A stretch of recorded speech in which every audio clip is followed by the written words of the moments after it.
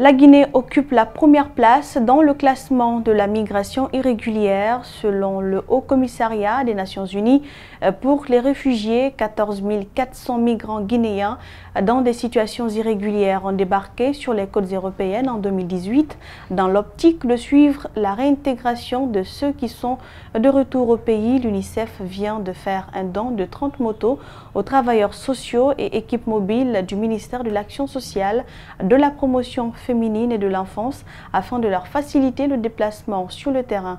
Malik Sangiana Kamara et Tierno Sadouba ont assisté à la cérémonie de remise des clés à la base logistique du donateur. Sisa Tombo suivait.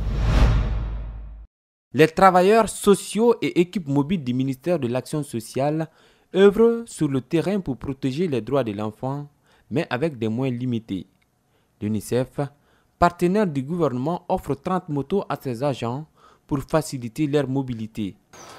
Cette initiative importante se situe également dans le contexte de l'accompagnement et de l'alignement de l'UNICEF à la volonté du gouvernement de protéger les filles et les garçons en Guinée sur les routes migratoires en les informant des risques et des dangers qu'ils encourent, mais aussi en leur faisant bénéficier de services sociaux de base.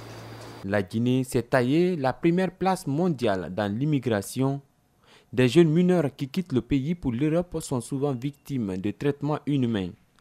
L'UNICEF, en plus de ces gestes, a toujours assisté le gouvernement guinéen dans la prise en charge de ces mineurs de retour au pays. Ce dispositif a favorisé, depuis mars 2018, la prise en charge et la protection de plus de 500 enfants migrants retournés, pour lesquels il a été créé, entre autres, un centre de prise en charge médicale et psychosociale au niveau du Centre national de formation sociale appliquée Jean-Paul II.